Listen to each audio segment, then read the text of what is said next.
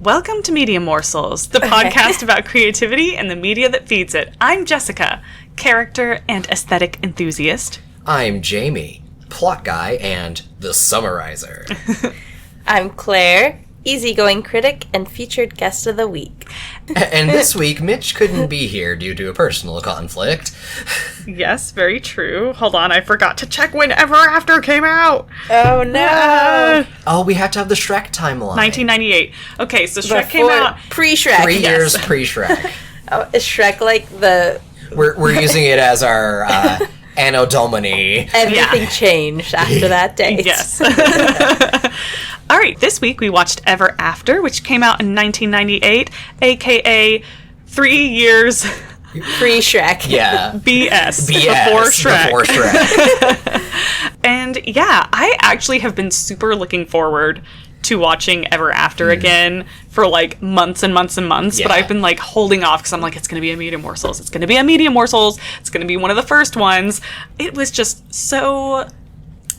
This is a movie that you can rewatch over and over again and still enjoy. It is, and I say that as a person who doesn't like rewatching movies very frequently. Yes. Well, and for me, this is like a comfort watch. This is like up there with Practical Magic as like a comfort watch. I don't know what it is about like 90s movies, but I feel like 90s movies just, they had it down. They knew how to pluck that feel-good string. They did. And just have everything kind of like come together in a really satisfying way. And this one definitely has the feel-good strings. Oh, yes. Oh, yes. It's a whole loot full of feel-good strings. Yes. So we're going to go ahead and go on to the appetizer round.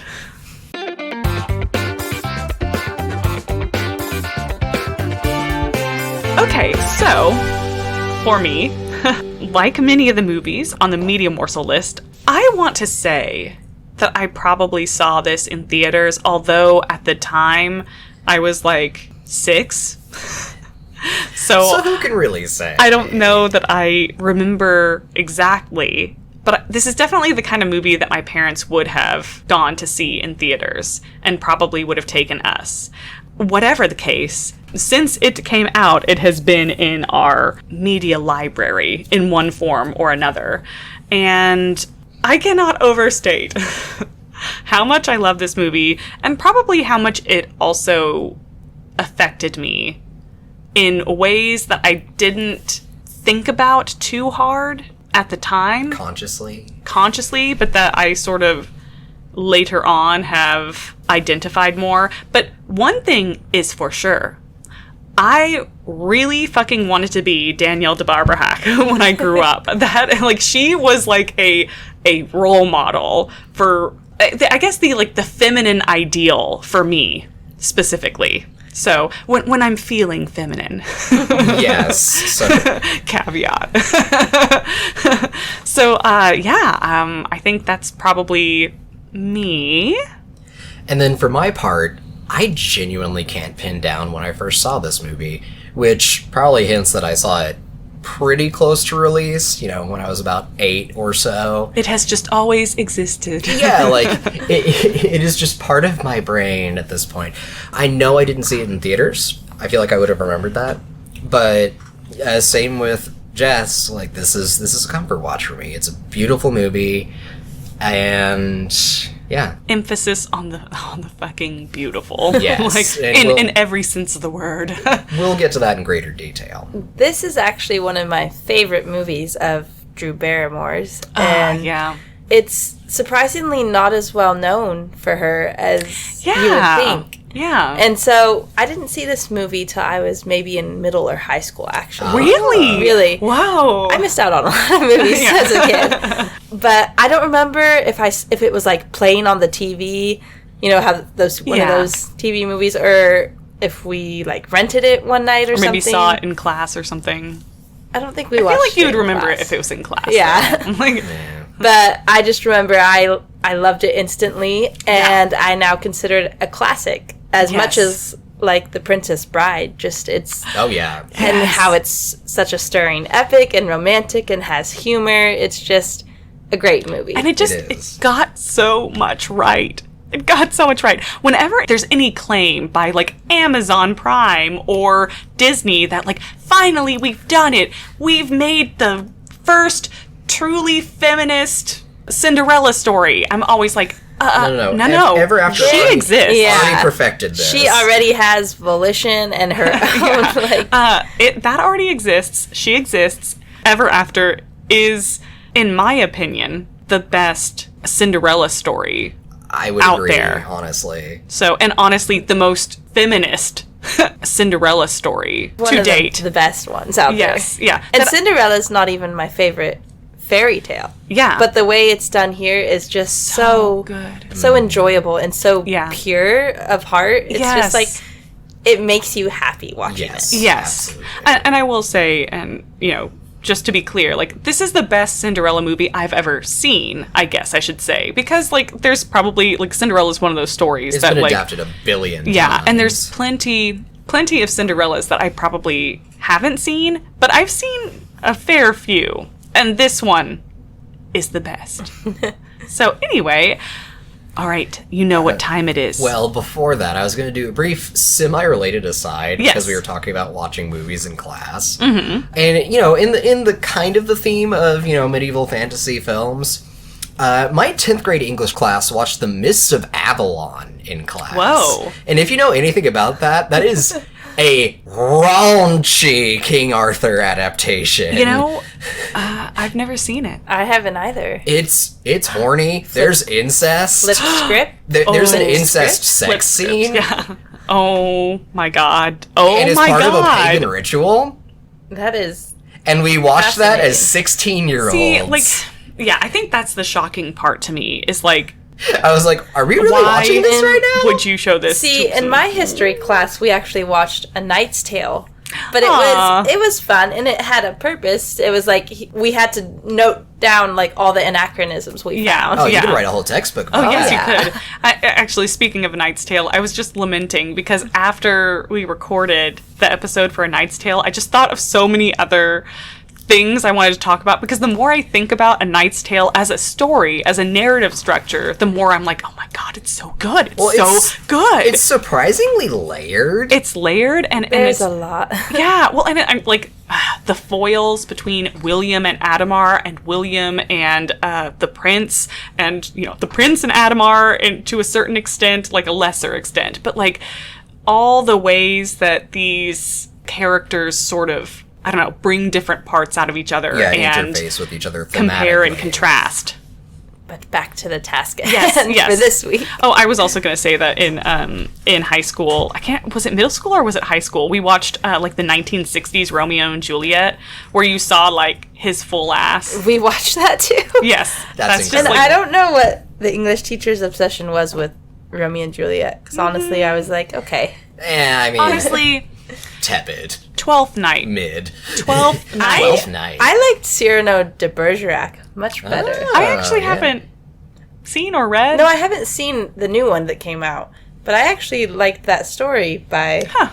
Isn't that Shakespeare too? No, it's not. I can't remember who it is. You got It's the it's computer.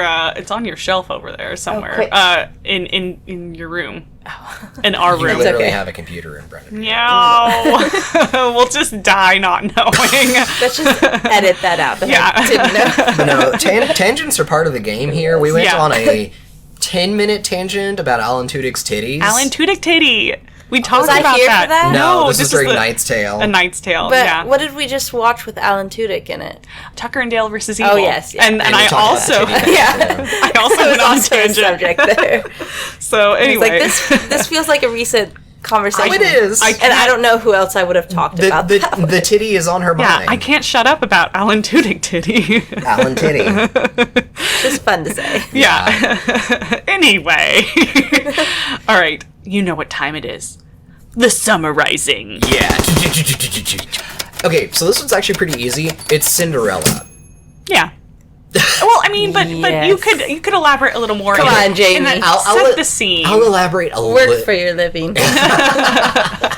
I'll elaborate a little bit more. So, Ever After is Cinderella told in Renaissance France, and you have Danielle de Barbarac. Danielle de Barbarac. She is the daughter of a wealthy merchant who marries a baroness as her stepmother, and you can guess where this is going. Yeah. Tragedy strikes. Tragedy strikes. She is raised by said stepmother along with her stepsisters. And when she is in her late teens, there's a time skip, and she meets the prince, and a romance unfolds, and there is a great ball where And he will have to adventures. choose his wife. Yeah. Yeah, that's about it. It's Cinderella. There's a lost shoe. It's great. Yes. But with a twist. Mhm. It's in a historical setting. Yes. And there is not a magical element in There Yeah. is not. It all has a sense of realism and still that fantastical sense of a fairy Yes. tale. Yeah, it does. You know, because Leonardo da Vinci is her Fairy godmother. Honestly, peak. Yes. What an inspired choice. Yeah. All right, so let's go ahead and get into the main course. I hope you're hungry. We have a lot to say. And remember, if you haven't seen Ever After, feel free to put us on pause and go find it where it's streaming. It's on Disney Plus. So, yeah, Ever After on Disney Plus. It's a Disney Plus subscription, and then also from $3.99 basically everywhere else. But it is, oh my god, if you well haven't worth seen it, it is worth $4. Yeah, So- I would honestly just say you should go buy it. on it, yeah. own Save it. yourself the money and just buy the whole thing so Yeah. you can watch it on Over and repeat. over. Yeah. And we'll be waiting here for you. So, We'll keep the food warm. yes.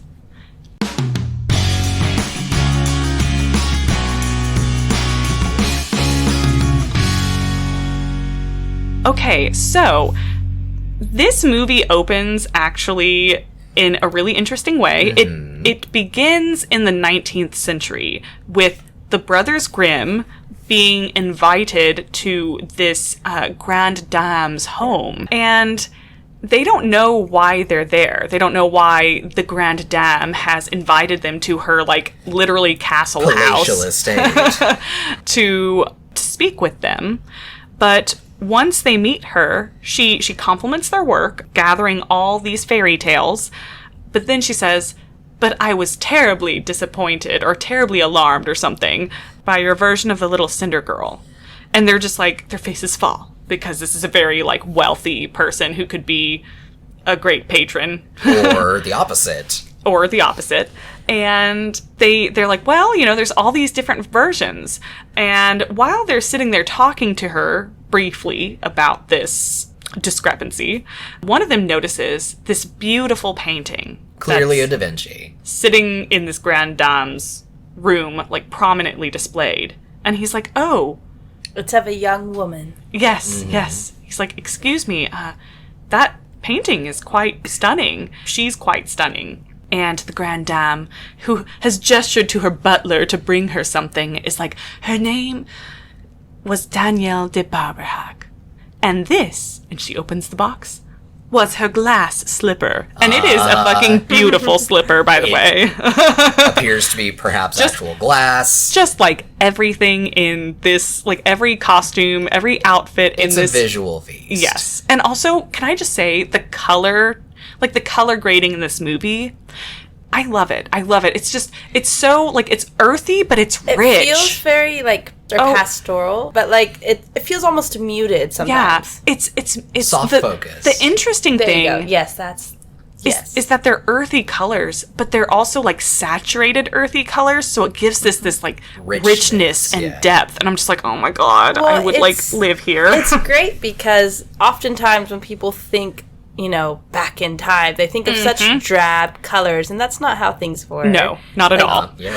They People like color. They always have. and they had dyes and stuff back then. They Yeah. dyed their clothes, And the more rich colors were highly sought after. and there's actually a scene where they're working with dyes at Yes, the end of that's the true. movie. Yeah, So- the end of the movie. But yeah, so she takes out this glass slipper and she's like, basically, allow me to set the record straight. And so now we flash back in time, and It's a framing device. yes, Yeah, so I watched this movie recently in the same night that I watched The Princess Bride. I was having a movie night with my niece. yes, And just watching it, I was like, there are some similarities between these movies. They Yeah. both use the framing device of someone reading or telling a story to Yeah. someone else. And I Yeah. was like, That's great. Yeah, yeah. And just general medievalish vibes. Yeah. Or fairy tale maybe is more accurate. Yeah, because this is very clearly the Renaissance. Yeah, the Renaissance. Da Vinci is yeah. there. Yeah. But, she says, once upon a time, there was a young girl who loved her father very much. And so we flash back into the country, and this man is coming home to his estate. He's leading sort of this, carriage. And back at the estate, we have a couple of servants trying to dress this little girl up nicely. And who is somewhat of a hellion in that she's a wild child. Yeah, she roves the countryside and wrestles one of the servant children in the mud. Yes, this is Danielle. And, while the servants are struggling to get her into, a nice, presentable dress, her friend, Gustave, throws rocks at her window and basically challenges her to a mud fight, and she can't resist the challenge, and so she goes and she gets covered in mud. So by the time her father rolls up to the manor with his new wife and 2 new stepdaughters in tow, Danielle is just covered in mud. And her father doesn't mind this at all. He is charmed by this. He loves his daughter. Yes, he loves her. But the Baroness and her 2 daughters step out of the carriage, and by the way, they all look so good. Yes, in Renaissance French court wear. Yes, and very stately. Yes. Yes. You could tell that the little girls have been raised as ladies. Very much coached to take everything deportment. Very deliberately. Yes, measured. And the Baroness Rodmila de Ghent is played by Angelica Huston. By Angelica Huston, who brings it. Yes. She is one of the best actresses in this movie. Yes. I mean, everyone was so good, but she was... But her and Drew Barrymore carry the film. She really is what made the film, I think, ascend to a higher level. Yeah, I could say so. Yeah, I agree with that. So she steps out, and as soon as she sees Danielle and her father hugging her and she's covered in mud, you can just kind of see the moment that she sort of halfway writes Danielle off, because she's like, there's nothing I can do with this one. Well, yeah, she's like, ugh. And she's like, girls, say hello to your new stepsister. And that little emphasis on stepsister, it tells you immediately that she has already placed Danielle in this other category. And it's the first of many barbs that will be fired. Yes. And so that night, Danielle's father is tucking her in, and he gives her a book, Utopia by Thomas More. And she loves it. She's looking forward to him reading it to her, because that's what they do. He reads her a book every night. And he's got to go on a business trip in a few weeks. And they argue about that and play rock, paper, scissors, which totally doesn't exist in this time period. But it's I think it's more placeholder for some sort of game. Yeah, placeholder for some kind of game like that. And to illustrate their cute, fun, they just have such a good relationship. And he finally agrees. Danielle gets her way. He, instead of being gone for 3 weeks, he says, I'll be gone for 1. And so 2 weeks later, he's getting ready to depart. And already something is wrong, because he comes out of the door and he's flexing his left hand. And everybody's really sad to see him go, because he's clearly a very kind master. By the way, he's clearly also very successful, because in these opening scenes, when you see his household all ready to receive the Baroness, he has a lot of servants. Yes, his staff is large. He can retain a lot of servants. So he's clearly very wealthy, very successful. So everybody's sad that he's leaving, and he gets on his horse to ride away. And Rodmila, the Baroness, is like, oh, come, children, to her daughters. It's time for your lessons. And Danielle's like, wait, it's tradition. He always waves at the gate. And the Baroness is disregards this entirely. How quaint, or whatever. And so she starts to go back in the house. But Danielle waits, and she watches, and that's why she sees when he falls off his horse before he reaches the gate. And she screams, and she runs over to him, and she's trying to turn him over, but she's too small. The child actress who played Daniela was also really good. Yes. she was just immediately endearing, and you were like, oh no, this is so sad. Yeah. And the Baroness hears her scream, and she's horrified, and she runs after him, and she turns him over for Danielle, and he looks at her, and this is so everything is in this is brilliant. one of the best scenes in the movie. Yes. Yeah, was in this opening scene. Yeah, Yes. it's maybe 5 seconds, but it's everything. It sets everything else up. He looks at Rodmila, His new wife. He looks at her in the eyes, and then he turns to look at Danielle, and he tells Danielle, his daughter, I love you. I love you.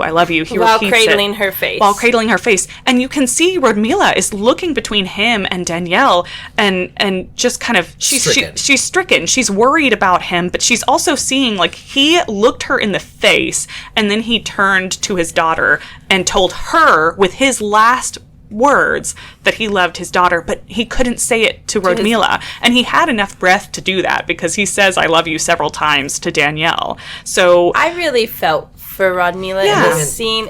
I understand why he did that. Yeah, of course you shouldn't begrudge a father choosing his daughter over you. But, like, I really felt for her when she first ran to him and was like, no, Auguste, you can't leave me here. Yeah, that's what she says when because he passes away in front of her, and then she's kind of like, the moment is broken for her. She's no longer, like, watching in horror as the man she loves, who she just married. That's the thing. Clearly loved him. Yes, she clearly loved him. And you could tell she was a woman used to more extravagant means. And she had moved out to she had moved the sticks out here. as far as she was concerned. He was successful, but she had moved out there and accepted him as her husband to be with him. Even though he was of a lower station, like, yes, he made a lot of money, and I'm sure that was part of her calculations, but she didn't have to choose him. Yeah. She clearly did marry him for love. And so she's watching this man she loves.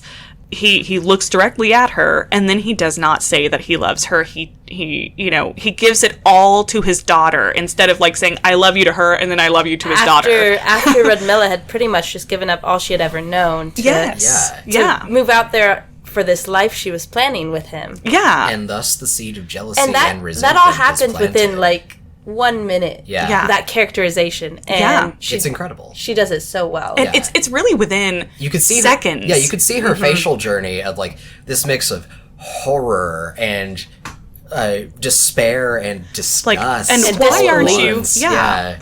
And you're right, Jamie. It's like the seed of jealousy and resentment is planted in that moment. And then he passes away, and she's like, Auguste, you cannot leave me here. And she's, like, sobbing because, he was the reason she moved out here. Yeah. And now she's stuck there. And now she's stuck.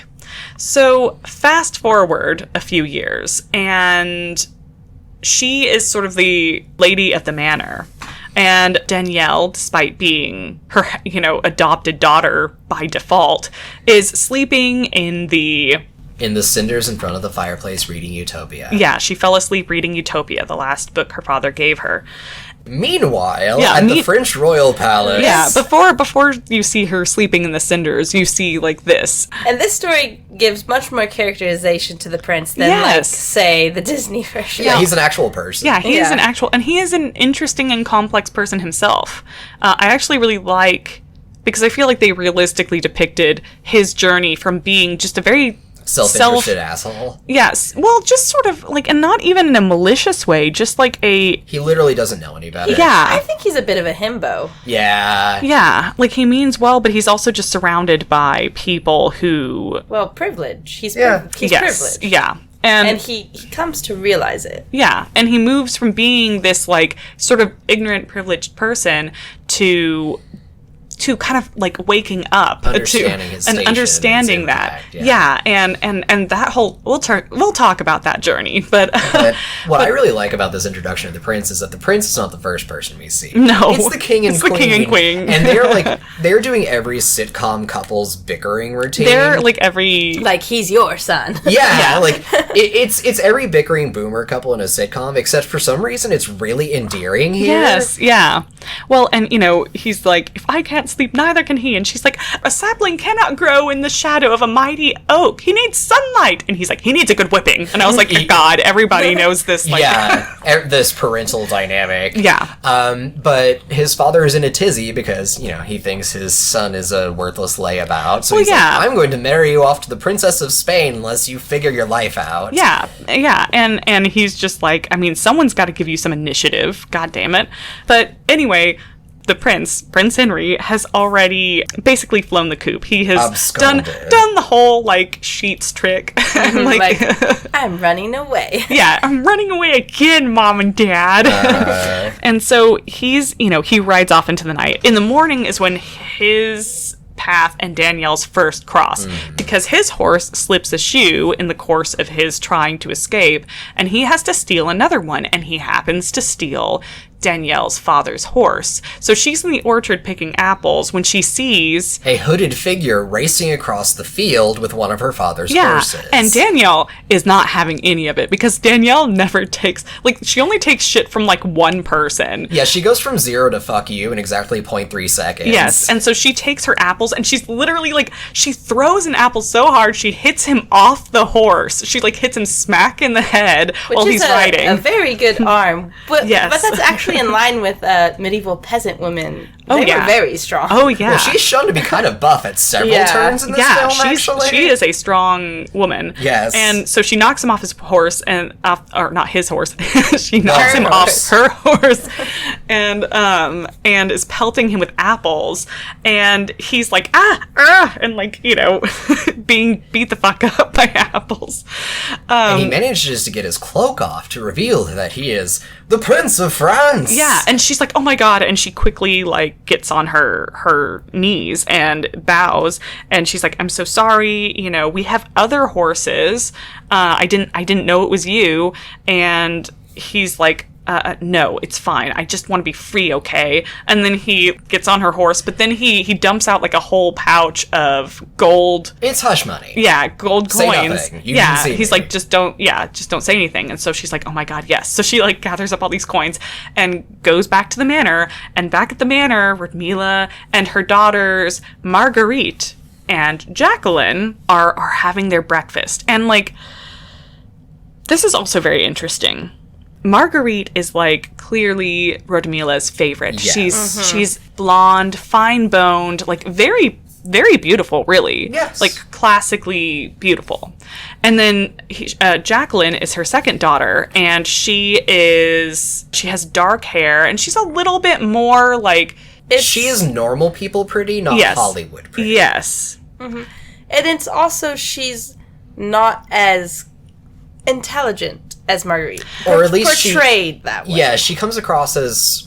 She's not as shrewd. I wouldn't say she's not as intelligent. Yeah. She's not as cunning and shrewd. Or conniving. Yeah, Marguerite makes a lot of really calculated maneuvers. She does. Jacqueline doesn't seem interested. The ugly stepsisters portrayed here are more by their actions, not... Yeah. They are made ugly by their callousness. And even then, Jacqueline, even from the beginning, is depicted as being slightly more kind and more receptive and sympathetic to Danielle.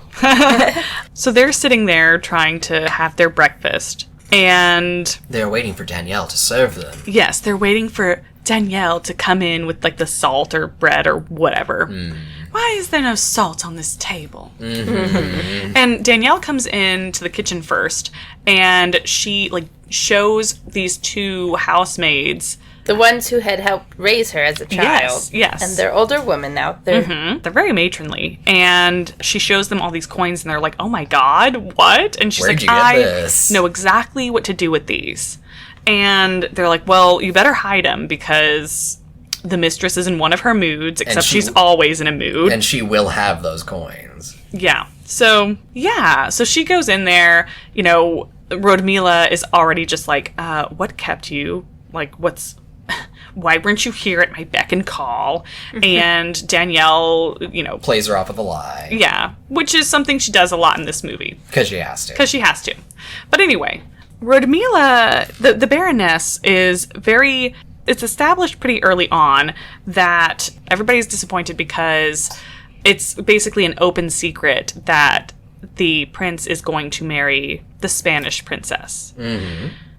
The breakfast scene is really important for establishing how the relationship between Danielle and her stepfamily has changed over the years. Because you can see that they have not grown together. No. And that this is truly like the evil stepmother from the stories. Yeah. She does not treat Danielle like a daughter. She treats her like a servant. Literally a servant, yes. And you can tell that Danielle still kind of sort of seeks some approval.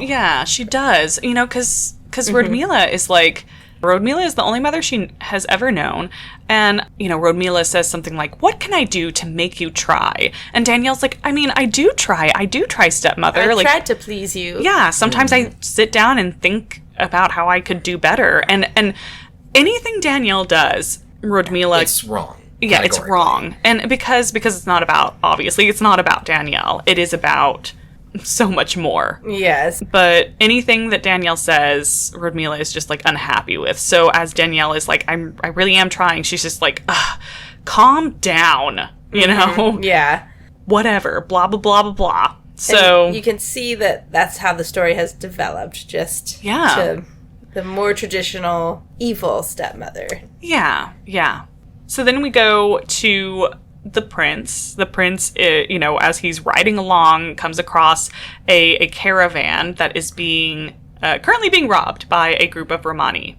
The movie does refer to them as gypsies. Yes. But in acknowledgement that this is not a comfortable term for everyone, we'll be referring to them as Roma or Romani for the remainder of this episode. Yes. Because the 90s were a different time, and the 1500s even more so. But now we are going to try to avoid using that term unless it's, like, directly quoting something. Mm-hmm. So, and this one old man is like, no, you can't take that, you know, as this guy is grabbing this big sort of tube thing. And he's like, please, to Henry, it is my life. He beseeches the prince. He's like, it's my life's work. Yeah, you have to go get it. And the prince, because he is not all bad and he's not a completely self-interested twat. He very grudgingly turns his horse and gives chase. Yes. Off a cliff. Yes, in fact, off a cliff. Like, it's a very cool scene, actually. Yeah. Well, he's so hesitant to help this old man because the king's guard is catching up to him. Yes. So if he helps this man, he essentially jeopardizes his own freedom. Yeah. So yeah, he gives chase. He manages to get this tube thingy back, and when he gets back to camp, it turns out that the guy that was asking for help is Da Vinci, and the tube thingy... Da Vinci. Yeah, the Leonardo da Vinci. And the tube thingy has... the Mona Lisa. The Mona Lisa inside. And the prince is like, oh shit, it's Da Vinci! He's like, oh my god, you're like the founder of forward thinking, and my father is the king of backward. Can you please come talk to my dad? Come with me back to the palace and talk some sense into him. Yeah, arranged marriages suck. And so they head that way. And meanwhile, the Baroness and her daughters have gone into town to buy a brooch for Marguerite. Something that's kind of flashy, that is eye-catching, because they're still kind of hoping to, like, dangle her in front of the prince's face, if they can, even though... because Rodmila says this thing that it is such a good line, though. She has a lot of them. She has so many good lines. She's like, nothing is final until you're dead, and even then, I'm sure God negotiates. And I'm like, oh my god. Honestly, like, that energy, like, I feel like my aunt has that kind of energy. But yeah, so she's like, whatever, he's, like, engaged to the Spanish princess. Mm-hmm. Nothing's final. Well, to be fair, they did have a few betrothals back then that they could, like, break off, you know? Yeah. Especially among the royal family. Yeah, exactly. But yeah, Rodmila's just like, it ain't over till it's over. Yeah. So, I will say for Rodmila, she's tough and she's tenacious, and she will take steps to get what she wants. Yes. So they're in town buying a golden brooch, and Danielle is visiting her friend Gustave, who is now a painter's apprentice. And he allows her to borrow another fantastic dress that I guess one of the noble women who's been sitting for a portrait for him has left behind. And she puts that on because she has all this money, and she is going to go and buy the, I guess, release for one of the servants of her father's household. Because Rodmila had sold him into indentured servitude to pay off some debts, because she's bad with money, it turns out. You can tell that the manor is a lot more sparsely decorated than it was when Danielle was a child. It is falling almost into disrepair. Yes. Yeah, it's like barely being kept up. And there are almost no servants anymore because Rodmila can't afford them. 3. Yeah. It's like Danielle, the 2 women, and then there's this servant that Danielle wants to go, like, buy back, essentially, from the crown. And because Rodmila had sold him, and I guess she had sold his labor contract to pay off some of her debts.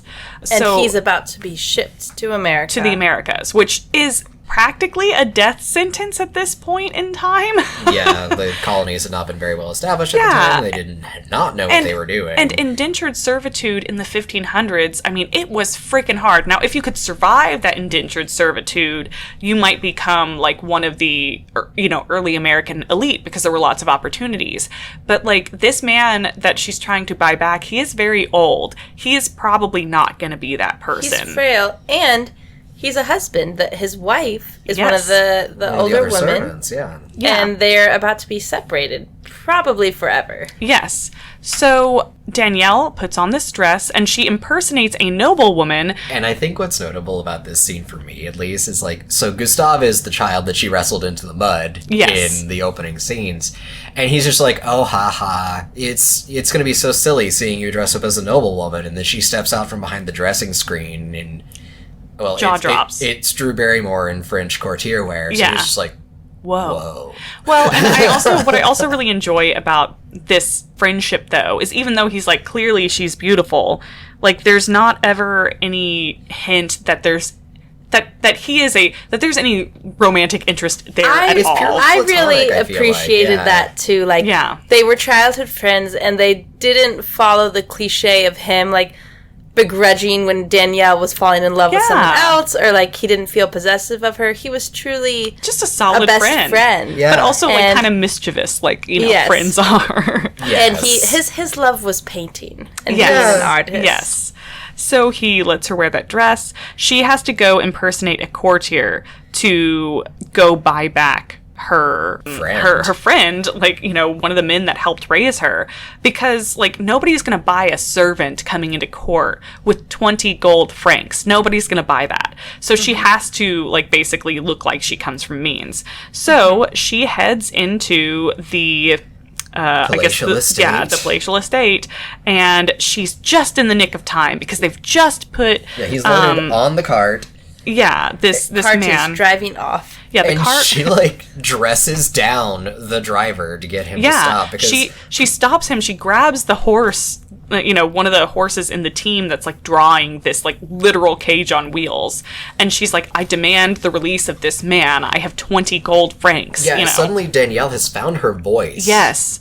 Because up until this point, she's been very, like, I don't know, like... Wallflower. She was forceful when someone was trying to steal her father's horse. But, in the household she lives in, which is basically her world, she can't speak like that. But now, because she is impersonating a courtier, she knows she has to speak like one. So I think to a certain extent, she's trying to, like... In a way, she is channeling Rodmila. Like, Rodmila has probably provided the template for how to speak in a way that, I hadn't thought about it before, but that's probably right. Yeah. So, like, she did learn something.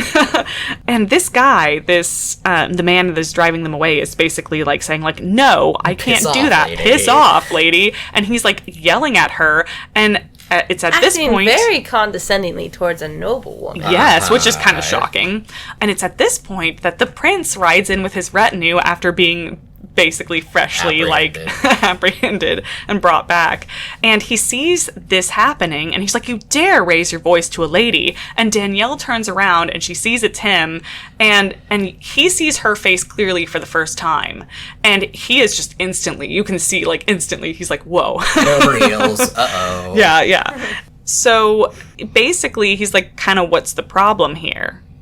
And the man is like, hey, I'm bound. I have to honor these contracts. Yeah, I can't just let this guy go. And Danielle argues, basically, like, he's like, these are thieves and whatever. And she's like, hey. She quotes Utopia Utopia at the Prince. And she's basically like, these are poor people. You have basically created the conditions for them to become thieves, and now you're punishing them. And he's taken so aback. Yeah, he's so shocked by and struck by what she said. No one has ever schooled him like this before. Yeah. And he's like, okay, well, there you have it. Release that man. And the guy starts to protest, and he's like, release him! And so Danielle, like, he's released. Danielle basically tells him in a low voice to, like, go meet her somewhere so that they can walk back to the estate together. But then out loud is like, go fetch the horses! Yeah, we'll leave at once. There are no horses. There are no horses. She walked the whole way. Yeah. But she tries to, like, leave, and she does, like, a little, like, nod to the prince. You. Like, thank you. And then she's trying to, like, get the fuck out of there.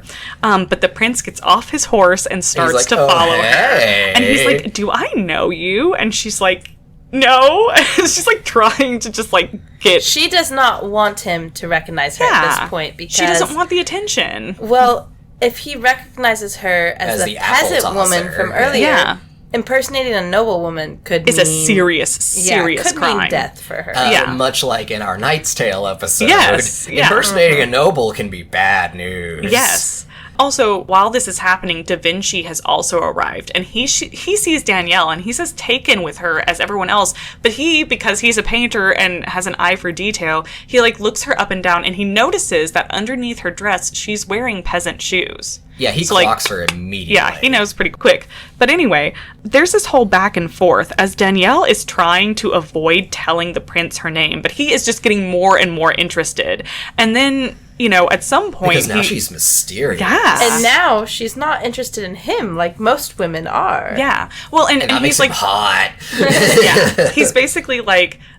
anyone who can quote Thomas More is, well worth the effort of discovering their name. And she's like, for a second, she just lights up. She's like, you know Thomas More? The prince has read Utopia? And he's like, I found it sentimental and dull. And then you can instantly see Danielle just be like, oh, you did not understand it. Yeah. Canceled. And she, like, she speaks forcefully to him. She's like, okay, you really don't get it, okay? Like, the people the common rustics, as you call them, deserve your respect. And he's like, am I to understand that you think I'm arrogant?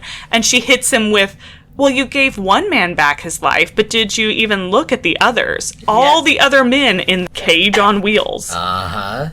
And you can... Yep, he has no leg to stand on. Yeah. He's like... He's like, oh, but he is hungry, basically. Like, you can tell from the beginning. He's hungry for somebody to just be real with him and, like, challenge him. Mm-hmm. But nobody ever has because he's the prince. The crown prince. Yeah. And she's, like, the first person to ever kind of, like, lay some truth on him. And he's like, please, I have to know your name. Please, I'm so horny for it. He's like, God, give it to me. And she's like, he's not going to fucking leave her alone. So she's like, well, the only name I can leave you with, which she never says it's her name, but she's like, the only name I can leave you with is Comtesse Nicole de Lancret, which is her mother's name. Her late mother. Although her mother was not a comtesse. She's just like saying that to play him off. Yeah. So he's very pleased about that, but then he's distracted because his mom shows up and she makes her swift exit. And then there's this really heartwarming reunion between her and the male servant. I can't remember his name if we ever learn it. And the other two women, like Paulette and Louise, I think, are the two other women. This movie takes time out of like the main plot to characterize all the characters. Well, yeah, every single one, basically. The prince's footman is characterized and even gets like a B romance. Yes. This movie takes a lot of care to humanize all of these characters that in most adaptations of Cinderella are just bare archetypes mostly. Maybe barely mentioned or like a stereotype, you know? Yeah. And this reunion scene is so touching. You like tear up even though you don't even know these characters. It's an old couple who clearly love each other and thought they were going to be separated forever. Yeah. Reuniting. Well, and they, they're all hugging and they bring Danielle in and it's very touching. It's very much like you can see it's her family. Yeah. This is her real family. So, while since Da Vinci is in the court, Henry's father decides to strike a compromise. Yeah, he's gonna throw a ball for Da Vinci. But he also says, you know what, if it's love you want, because like there's this whole scene where Henry is just basically like calling them out for how fucked up their marriage is. His parents' marriage. His parents are not. He's like, you were forcibly married, and who's Look how happy you are. Yeah, it never made anybody very happy in this room because divorce is something they only do in England. Which is a great line. Yes. So, because they are still very Catholic at this point. Yeah, and basically Henry says very quickly, like he's like, I do not want to be prince. I don't want it. And his father is just like, well, fine, I'll just live forever. Live then, I guess. It's actually, this whole scene is like really great. It's so funny. But his parents are actually hilarious. Yeah, I do love them. And his mother basically says the first instance of saying, "Darling, you've been born to privilege, and with that comes specific obligations," which very true. That comes back later. Yeah, that comes back later. Also true. Mm-hmm. And he doesn't want to hear that. But anyway, so finally his father does kind of like relent try to a little. Yeah, he's basically like, I'm going to throw this ball in 5 days' time. You will have 5 days to announce basically your choice of woman, or you will marry the Princess of Spain. And now we've done one of the most fundamental ways of putting intrigue and excitement into a plot. Yes. We put a deadline on it. We put a deadline on it, yes. And so all these invitations immediately go out. It begins this whole flurry of activity. And the Baroness and her daughters are trying to figure out. They're angling. Yeah, they're like, oh my god, this is it! This is what we've been waiting for! And the Baroness is trying to figure out what they should dress Marguerite in at the ball. Or wherever. Jacqueline is not even in consideration. Yeah, Jacqueline is Jacqueline is a side note. Mm-hmm. And the relationship between Jacqueline and Danielle and Jacqueline's own mother and sister is also one of the things that makes this movie different, more interesting. And interesting. Because you could see a slow transformation over the course of the film and how this power balance is distributed. It's shifting, yeah. Mm-hmm. So they get news that there's this ball. So they're really like amped up about it. And they're looking for something for Marguerite to wear to be like eye-catching, to catch the prince's eye. And Rodmila is basically like, come with me, girls. I have an idea. Because nothing has been good enough for Marguerite. No gown that she owns. Yeah. So she goes into her room and opens up this chest at the foot of the bed. And inside is Danielle's dowry. And among her things is a beautiful wedding dress that her mother wore with the glass slippers. Yes. Uh-huh. And they are airing it out when Danielle comes into the room. And she's just like, what are you doing? And the Baroness and Marguerite are instantly like, oh, nothing. We're just like airing this out. It's practically an antique. But like, we thought maybe you could wear it, I guess, to the ball. And Jacqueline is really confused about this because she's like, well, the invitation did say the ladies of the house, and Danielle is our stepsister. And Baroness was just saying, who cares? Yeah, who cares? Like, no one would notice, whatever. But now, they're trying to cover up, I guess, for their misdeed. They've been caught in the act. And Rodmila is like, if you do everything right in the next few days, you may come with us to the ball. And Jacqueline is watching this with disgust. Because she knows that they're setting Danielle up for failure. Yeah. And storms out of the room in protest, I guess. But while they're all working on that, there's like a few times that Danielle and the prince cross paths again. There's like the one time where she's been working all day, so she goes and she like takes a swim in the lake, and Da Vinci and the prince are there, and the prince is like, you can tell the prince, he does a lot of thinking. He's like kind of getting all spun up in his mind about things. He's like, how do you know who's the one? And what if, like, you think you meet the one and you get married, but then she gets struck by lightning and she dies, but then you meet another girl later that you also love. Like which who was one the was the one? And is it all chance and blah blah blah blah blah? And like, I'm just like, boy, you are really in your head, aren't you? You're really like spun up. And Da Vinci basically says the same thing. Yeah, Da Vinci's just like, okay, chill, dude.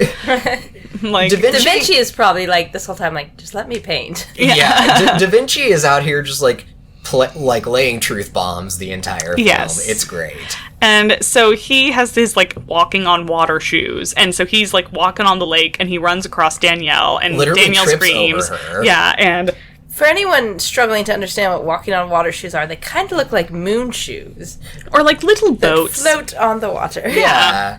Yeah. And Da Vinci gets this great line when like he helps bring Danielle back to shore, and they both meet up with the prince like, oh, well, I was walking on water and I tripped over an angel. Yeah, I'll leave walking on water to the Son of God. Fortunately, I tripped over an angel. Yes. And like Henry is just like, oh, it's her, and Danielle is like, oh God, it's him. It's him. But they strike up a conversation, and once again, the prince is being kind of a snob, and Danielle calls him on it, and he's just, God, he's like, he's into it. From the beginning, they have had undeniable chemistry. Yes. And as they interact more and more, it starts to become apparent to everyone around them. Yeah, undeniable. Well, and yeah, I mean, they're going back and forth about... He's like, why don't you have your servants with you today? And she's like, oh, I gave them a day off. And he's like, a day off from what? Life? And he continues to kind of like be like servants to basically betray his privilege. Yeah, basically be like, I mean, like not in so many words, kind of be like, I mean, servants aren't like people. They just kind of are there. He's like, to him, they've always been kind of like furniture. And Danielle is like, dude, no. And she's like, you have all the land in the world, and you take no pride in working it. And he's like, you're unlike any courtier I've ever met, because you live the life of a courtier, but you clearly, you let your servants have a day off, and you have such passion and conviction about, like, labor rights and stuff like that. Things that no other courtier would have much understanding of. Socialism. Yeah. Yeah. She's like, why do you irritate me so? And he's like, well, why do you rise to the occasion? And she's like, look at them. Yeah. Look at this cuties. little tit for tat. Yeah. And they start laughing and stuff. But then she hears Jacqueline calling for her. And so she has to, like, basically be like, do the, what is it? The tuxedo mask. Yeah, the tuxedo mask thing of like, I've got to go, and disappears. Yeah. So anyway, the whole time there's a lot of things that happen. I'm trying not to go blow for blow here. I need to like speed this up a little bit. We've been going blow for blow for like an hour. Yeah. So they have this sort of romance that is happening while Rodmila is trying to basically like get Marguerite in front of Henry. And Henry is interested kind of in Marguerite. He does think she's pretty. On the side, he keeps disappearing to meet up with Danielle, the Comtesse Nicolette de Langray. Everybody in court is obsessed with the rumors of this mysterious Comtesse that everybody's talking about. Nobody knows who she is. And also, by the way, in the middle of all of this, we meet this other character. His name is Pierre de la Peau.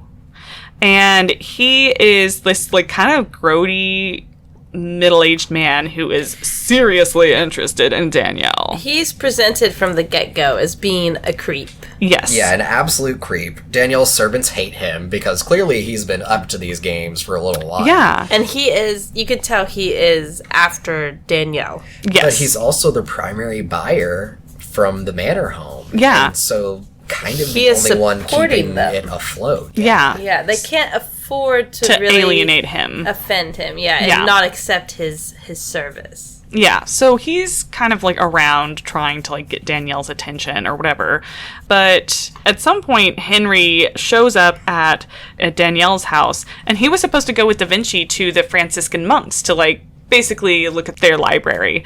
But he can't find Da Vinci, so he stops by the manor to find Danielle or Nicole and takes her instead. And they have this like wonderful, another like transformative moment for the prince, because she goes to this library and she is just over the moon. And like, she speaks with such passion about the contents of all the books that she's picking up. Yeah, she's like, I could no sooner pick a favorite star in the sky than pick my favorite book here. And he asks her like why she's so passionate about that, and she explains about her father, and she basically is like, I really miss my father. Yeah. And he is really struck by her conviction, her passion, and he's like, I've never felt that way about anything, and not a single tutor in my life ever demonstrated the passion for these things that you have in one afternoon. And she starts to apologize because she feels like she's upset him, and he's like, no, don't apologize, it's not you. And you can see him beginning to see her passion and see her like taking the things that she's learned in all these books and applying them to a broader context, and seeing the possibilities of the world, and kind of being like, wow, so that is possible. And on the way back, because they have another adventure. They have another adventure. So their wagon wheel or something gets like broken while they're on their way back, the carriage wheel. And Danielle is like, I really need to get back to the manor. Before the Baroness does. Unbeknownst to the prince. Yeah, and so she's like, and knowns to us. And so she's like, well, go ahead and walk. And they get lost, and so she has to climb up this little like cliff face to kind of like get a better vantage point. Which she handily does. Which she does, yes. And he's just like, I can't believe this. But she's like, well, I had to do it, because if you fell and broke your royal neck, then where would we be, you know? But while he's down there waiting for her to climb back down, the Romani band shows up again. And they are like, cool, let's fight the prince and maybe like ransom him or kill him, I don't know. And they also are going to steal Danielle's dress, which is not really her dress. It's probably like the Baroness's dress. And Danielle gets down there and she's like about to literally like fight them, but they kind of grab a hold of her. And the prince is like, your quarrel is with me. And she's like, I demand you, like, give me back my dress and give me a horse, since you deprived me of the prince, my escort. And the Romani are all like, what? Like, they're like, damn, girl. And she's kind of admiring her gumption. Yeah. And you know, basically the leader is like, you can take whatever you can carry. And she's like, can I have your word? And he's like, I mean, sure. And instead of picking up her dress and going, she just like goes straight for the prince and like picks him up. Fireman carries him. Yeah. She picks him up. One of the greatest moments in the movie. Yes. And she just picks him up and starts walking away with him, and all the Romani are laughing, and then they're like, you know what? Come back. Like, we'll give you a horse. And they spend this evening with them. Yeah, partying with the Romani. And there's this another really wonderful, transformative moment for the prince and Danielle to a certain extent too, where the prince is like, I have no desire to be king. And she's like, you could do so much if you were king. Imagine what you could do. And he's like, but to be so defined by your station, you have no idea how suffocating that is. And she's like, you might be surprised. And he's like, really? And she kind of has to cover for herself because she can't out herself as a peasant right now. And she's like, you know, the gypsies, she calls them gypsies, are only ever painted or depicted in one way. But that isn't who they are. Not really. Like, she humanizes them. And she's like, you're sitting right in the middle of it. Like, these are all just people trying to live their lives.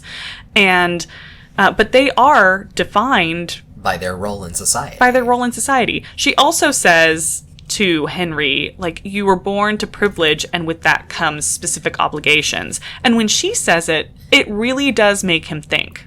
For the first time, it makes him think.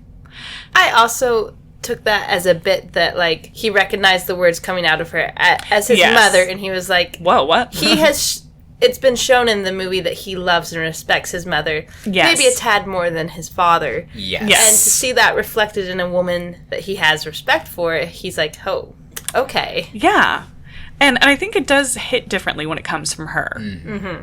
It really makes those words real. Well, because he's heard all of the sort of, I guess, supporting political philosophy that Danielle's been spouting the whole movie that's underpinning that. Yeah. Like, it has weight. When his mom says it, She brought it's the just receipts. it's just a line. A But when platitude. Well, he took it as a lecture. yeah, Yes. but when Danielle says it, he understands where she's coming from. And then they kiss. Oh, yes. And it's a really good kiss. It's so sweet. The Romani are all like, whoa! And they're having a great time. And anyway, eventually, in the wee hours of the morning, They make their Danielle ways back returns. home. This is when... This is when shit starts hitting Yeah. the fan, though. But there's also this really funny point of contrast in how they both get to wake up.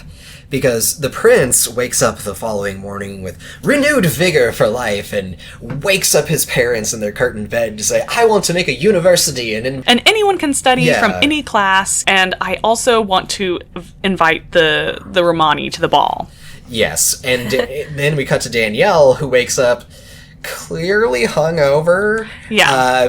And is woken up by her stepfamily.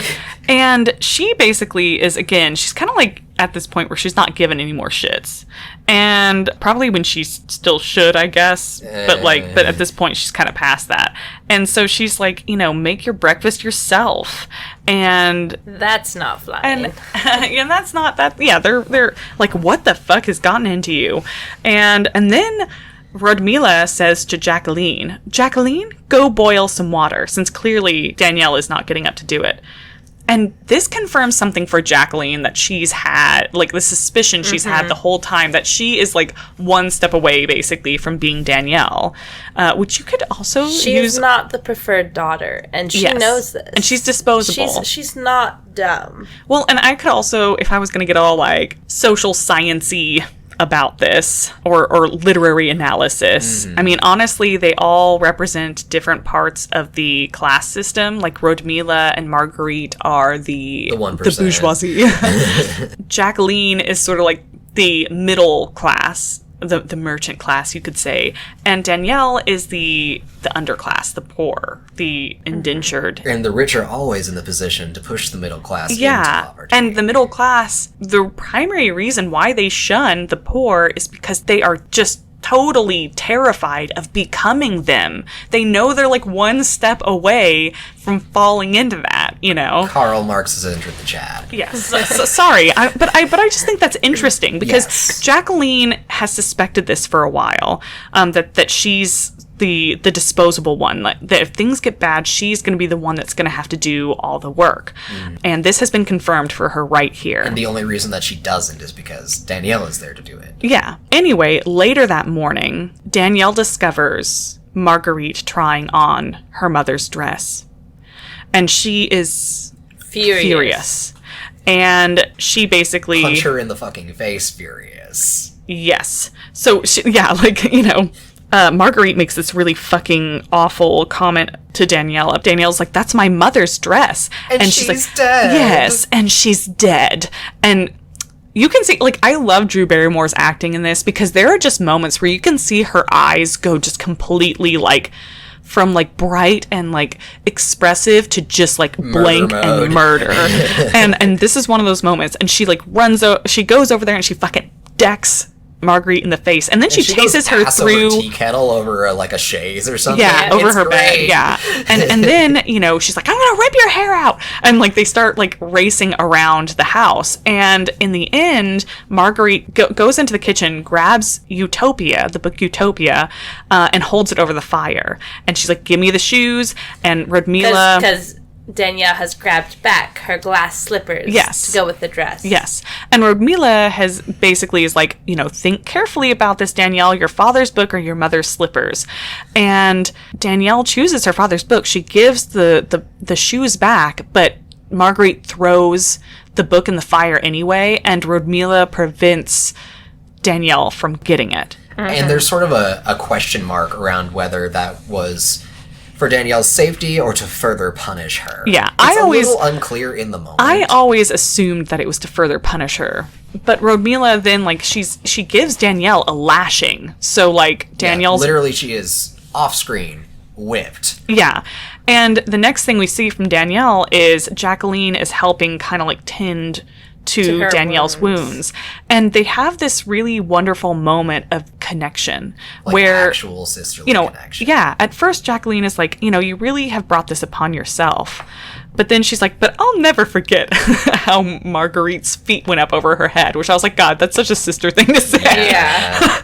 And they I'll carry that with me forever. Yes. And then she shows some real sympathy to Danielle, and she's like, she should not have talked about your mother that way. Yeah. And that's the moment. That's like the moment of connection where There's like a shift. There is a shift that's happening. But Henry had asked Danielle to come visit him the next day, and she does manage to make it, but she's in pain because she's been fucking whipped. And she's kind of trying to lay it out for him. Yeah, she's like, I need to tell him what's going on. But when she gets there, he's really amped up. He is excited because he's seen the light. He's like, I finally have direction and purpose in my life. This is like, he's very enthusiastic about it. And so he's telling her about how he's going to, basically that he loves her and that he's going to make a university in her honor and all that stuff. And she's like holding back tears this entire time, and he does not notice. Like because he's made some progress, but he's still really in his own head. Yeah. He's still very self-involved. Yeah. He's a himbo. Well, and he is excited. Like, this is the first time in his life he's ever felt this way, and he's so, like, sort of high on this new conviction. And also, I would say he probably hasn't ever had to really pay attention to anybody else before. So he's not paying attention when she's basically crying. And he's like, well, what did you want to tell me? Because she enters the chat, basically, with saying, like, I need to tell you something. And he's like, no, me first. and then he's like, oh, so what were you going to say? And she basically, at this point, she can't find it in her heart to tell him what's been going on. So she just says that this was, like, last night was the happiest night of her life. And she runs off. Again, she's always running off. And meanwhile, basically Rodmila has been, like, conspiring with this, I guess, like, royal guard person or something, like one of the pages or something of the court. To get in with the queen. Yeah, to get in with the queen, basically, to find out Henry's schedule and all this other stuff. And she and Marguerite have been invited to have, I don't know, breakfast, lunch, something with the queen. And it's there that the queen asks Rodmila about this Comtesse Nicole de Lancret. And Rodmila in that moment pieces everything that's been happening together. She recognizes Danielle's mother's name. And she hints to Marguerite what's been going on. And Marguerite literally, like, loses her shit. It's so funny. She says to Marguerite, like, your cousin who has been staying with us. The one you like to call Cinderella? And then, like, the dawning horror. Yeah. And Marguerite, who has been doing beautifully up until this point, she has won an audience with the queen, who is perhaps even sizing her up for suitability for Henry. But she can't help herself. She gets Marguerite is petulant and spoiled and childish, and she betrays it here. Well, she gets in her own way in a lot of ways, really, because she is very smart and shrewd about certain things until like she gets in her own way. So she gets up until she doesn't get her way. So she gets up and she, like, starts screaming and thrashing around and stuff like that, like having a literal tantrum. Broad daylight. Right in front of the queen. And then she, like, smooths her skirts, sits back down, and says, there was a bee. There was a bee. And peak comedy. Yes. And the queen... She's like, goodness, child. You're right. And the queen is horrified. So, that wasn't a great showing.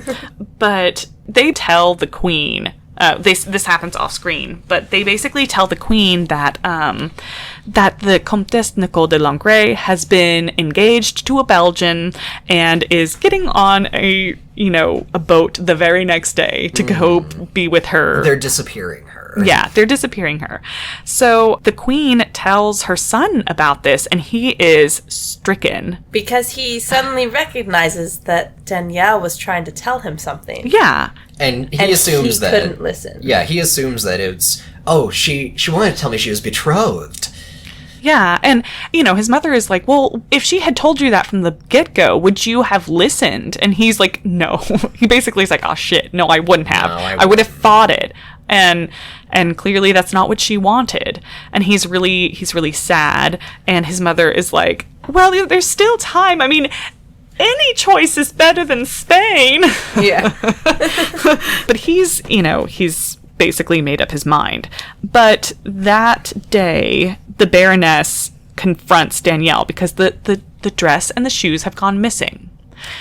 And Danielle is like, I would rather die 1,000 deaths than see my mother's dress on that spoiled, selfish cow. And that's like the fucking... Referring to Marguerite. Yes. And that's the fucking last straw for the Baroness, because she also confronts Danielle about being the Comtesse. And she's like, that's just so ridiculous that a prince has been, like, spending time... cavorting around. Yeah, with a servant that sleeps with the pigs. And Danielle is competition, and she's also...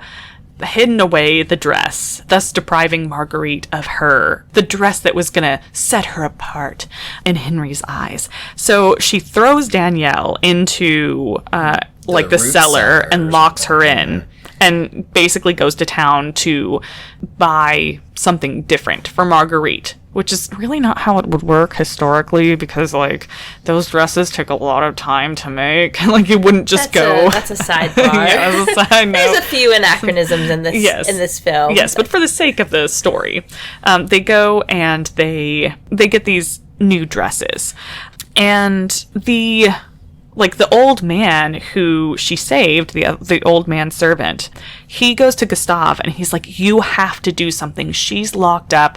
The prince is expecting her to show up at the ball, probably. He doesn't know that, like, what the prince has been told. But anyway, Danielle needs rescuing. So he's like, if you can't get to the prince, get to Da Vinci. And so that night, Gustave goes and he finds Da Vinci and he's like fanboying like all over him. Because Gustave is a painter in his own right. Yes. And he manages to bring Da Vinci back to the estate after the Baroness and her daughters have left for the ball. And the Baroness, by the way, has like, Marguerite is the peacock and Jacqueline is the horse. And basically, like, the Baroness keeps saying shit to Jacqueline, like, well, you're only going for the food, like, you're not important here. She's treating her second daughter like pretty shit. Emotionally, like, abusive towards her. Yes. And you can see that Jacqueline starts to figure out that she and Marguerite are really just tools for her mother to use in different ways. Yes. So they're gone. Da Vinci shows up. He manages to, like, very quickly open the door. And Danielle explains the situation to him. And he's like, you need to go tell Henry. He deserves to hear it from you, and he will understand. So she puts on her mother's dress and the glass slippers and, like, some also anachronistic makeup and, like, some, like, butterfly wings or something. Well, so... It looks fucking beautiful, by the way. This is, like, one of the top 3, like, fairy tale dresses, I would say, of, like, one of my top 3 fairy tale dresses. I want to flesh out the reason behind the wings, because... Yes. Oh, that is beautiful. Yeah. Danielle's just, like, incredulous, because she's like, the prince will never understand. And Da Vinci's like, essentially, like, with love, everything is possible. And she's like, I only donned the clothes of a noblewoman to save a man's life. Yeah. I only did that. And, and she's also just like, but a bird and a fish may love each other, but where would they live? And Da Vinci says, well, my dear, I shall have to give you wings. Yeah. I kind of wish that they had made the wings out of, like, something, like, very thin paper or something that, like, he could have, like, I don't know, cooked up, like, before she left. But it looks beautiful. She shows up at the ball. They're about to announce... Well, it's basically, like... Not quite the if anyone has any objections moment, but it has the same energy as it. Yeah, like if anybody objects, speak now or forever hold your peace. And like they're about to announce that Henry is going to be engaged to the Spanish princess when he sees her. And he stops everything, and he runs up to her. He's like, you're here, so you're not engaged. And she's like, no, but I have to tell you something. I have to tell you something now. And he's like, whatever it is, the answer is yes. He's just, he's so excited, and he's so blinded by that excitement, he's not letting her speak.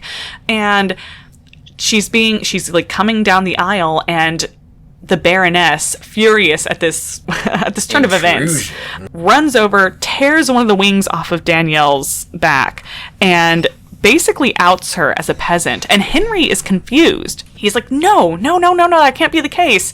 But Danielle, she just has to admit, like, no, like, Nicole de Lancre was my mother. I am who she says. And he starts, like, backing away from her, and he realizes she's the one who threw the apples in the orchard. And so for his whole life, he has been hunted like sport by women. He's a prince. For his position, for his power. Yeah. His money. And right now, as he's learning that Danielle impersonated a noble, he is assuming it was to get close to him. Yeah. Angling. And he's like, you are just like them. And she tries to, all this time he's been trying to get her as Nicole to say to use his first name, Henry, his informal name. And the one time she does it, she's like, Henry, like, in front of all these people, and everybody's like, and he's like, don't call me that. You're just like them. And he, like, storms off, and she runs away, and Da Vinci goes and finds him later with the shoe, and he's basically like, what the fuck? You don't even know what she went through. And he's like, you don't deserve her. Yeah. Henry's like, well, what is love without trust? And Da Vinci is basically like, dude, like, I mean, I feel like they edited something out. So there's a few places where I feel like they edited something out in the middle of, like, some dialogue. But he's basically like, she was trying to get here to tell you the truth, okay? Like, also, fucking wake up, Henry. She could not have told you the truth. But she was trying to now. And then he's like, when Henry continues to be like, I was born to privilege, and with that comes specific obligations. He's also acting like the very wronged party. Yeah, he's like, I'm the victim here. And Da Vinci is like, get over yourself. And he's like, well, you don't deserve her. And he puts Danielle's, like, one of her glass slippers slipped off as she was running away. Of course it did. Yes, of course it did. And he leaves that. And Henry's having to sit there and think about that. As the rain dramatically falls down upon him. Yes. And tinkling on the glass shoe. Yes. Which makes a gorgeous sound. Yes, it does. So Danielle, I mean, her father's book has been burned. Her mother's dress is ruined because she ran home in the rain. She's lost one of the slippers. Like, basically, and she's lost the love of her life, the first man she's loved since her father. And yeah, everything's basically burned. She is at her lowest point. She is at her lowest point, but she also has, like, nothing left to lose, basically. So she is, like, working really hard on the manor. And she has decided that if her stepsister marries the prince, she will get the manor and live out her life happily there. Which, it's like, that's kind of naive, Danielle. But that's what she is hoping for. But that's not going to happen. Radmila, like, comes to taunt her, and she's like, look, you've won. Leave us alone. And Radmila's like, well, you're not my problem anymore. And she's like, is that all I've been? Your problem? I have only ever wanted you to love me because you are the only mother I've ever known. Was there ever a moment where you loved me? And Radmila says, how can anybody love a pebble in their shoe? And it's just like the last final cut. And this is very interesting. We'll go back, I think, a little bit later to talk about, like, Radmila's particular characterization. But at this point, she has clearly decided that she actually, you know what, I hate Danielle. And she watches in satisfaction as Danielle, like, tears up and storms away. This is the final cut. But as she is coming around to, like, the front of the manor, Pierre de la Pew is there, the creepy old guy. With all of the possessions that have been going missing over the course of the film. Because through the course of the film, there's always been just little things disappearing here and there, and Radmila has kept garnishing everybody's wages. And accusing the servants of stealing. But she's been, like, sort of two-timing it because... Well, she's been pawning the stuff off to cover her expenses. She's been selling all of this stuff to Pierre de la Pew. But now she wants it all back because she's still convinced somehow that, like, Henry would have chosen Marguerite if not for Danielle. Mm-hmm. So she's like, well, he's going to show up at some point, so we can't look like paupers. And I've traded all these things back in exchange for you. So she is has basically sold Danielle to this fucking creepy old man. Yeah, who clearly just wants to, like, have sex with her, and it's gross. A spirited young woman. I need a young woman with spirit. So he spirits her away to his horrible castle. Henry is about to get married to the Spanish princess, and this is one of these, like, really funny moments, because there's all this, like, Gregorian chanting or whatever, and, you know, all this opulent decorations and costumes. Prestigious ceremony. Mm-hmm. And it's a royal wedding. Yeah, and the Spanish princess is loudly ugly crying. Yes, she comes in and she's shrieking, sobbing. She is making a scene. Yeah, well, you can tell she is not into it. Yeah. And it's being played for laughs. Like, yes. It sounds awful, because, like, it kind of is, but also it's being played for laughs. Yeah, it is kind of funny in the way they did it. And finally, like... She's just sobbing so loudly, and finally like Henry just starts laughing. Like, it looks like she's gonna puke. Yeah, Henry finally laughs, and he's like, "You know what? You know what, girl? I understand." And he's like, he gives her a kiss on the cheek, and he releases her, and she immediately runs to this, like, kind of balding older guy standing, like, in her entourage. Yeah, in her entourage. Yeah, and starts kissing him, and the Spanish royals are like, "Oh, it's your fault! It's your fault!" And, like, accusing each other of... Just like Henry's mother and father. Just like Henry's mother and father. And Henry's mother and father have a good laugh about all of this. And they're like, "We thought we had problems." Yeah. So then Henry runs out of the ceremony, and he catches sight of the male servant and recognizes him, and he's like, "Where is she? Like, where is Danielle?" And he's like, "But she has been sold, sir." And basically Henry is just like, "We'll see about that." And he's like, "Don't tell anybody." Well, and also key here, Jacqueline is party to this. Yeah, his guard and Jacqueline, who are now kind of, like, joined at the hip. Yeah, they've been the B romance throughout they're the B romance. Has been slowly being built up through looks and touches. Yes. Neighing at each other whilst wearing horse masks. Yes, they were both cutely dressed as horses at the masked mob. Yeah. Which was just like... They are so perfect for each other. He was eating a carrot and making eyes at her. Yeah. Like a horse. But anyway, they show up, and Jacqueline is like, "Oh, she's been sold to Pierre de la Pew." And the prince is basically like, "Well, we'll fucking see about that." And he's like, "Don't tell anyone we talked. Everything will come out as it should." Jacqueline's like, "All right." And she's like, "Okay, I can do that. I have been slighted so many times. I'm done with this family I'm too. done with this shit." So, meanwhile, Danielle is in this, like, creep's house, and he keeps trying to, like... He literally has her in chains. He literally has her shackled. Making advances to her. Because she tried to run away, and he's trying to basically seduce her, because I guess, like... rape isn't his thing, so he's trying to make her come, I guess, like, willingly to him, and break her spirit. And he's pretty much like, "I have money. Why would you not want to?" I don't know, sir. Maybe your gross ass teeth that you never brush. Maybe it's because your teeth look like brie. Yeah. But anyway, and you keep talking about me like I'm a fucking animal, like a horse, like a broodmare or something. It's like gross.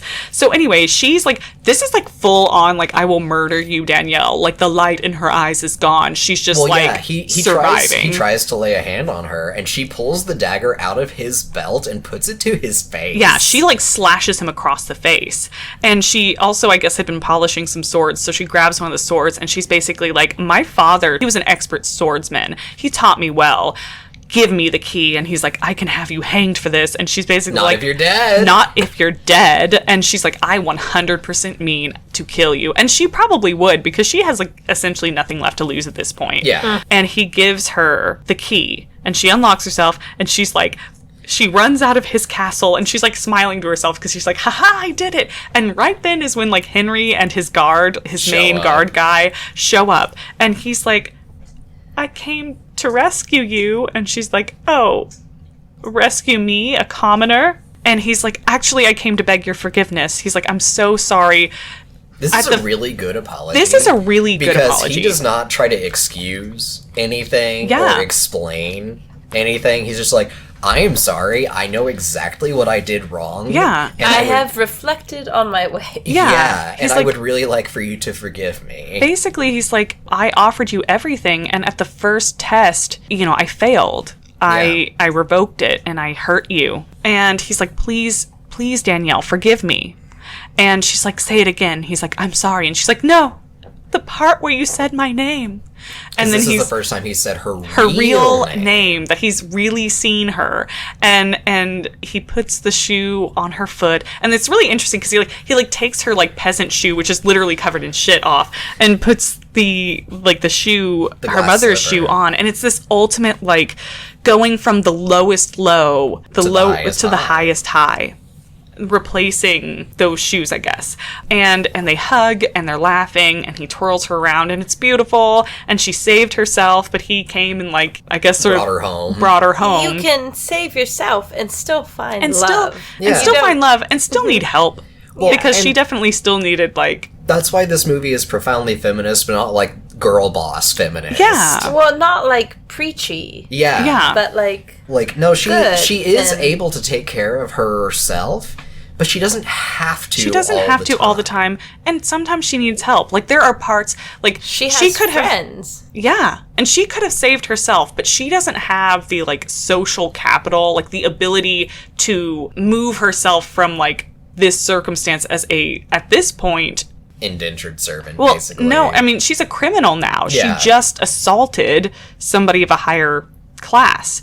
She can't move herself from that to royalty on her own. He is the person with privilege who can come along and like grant that.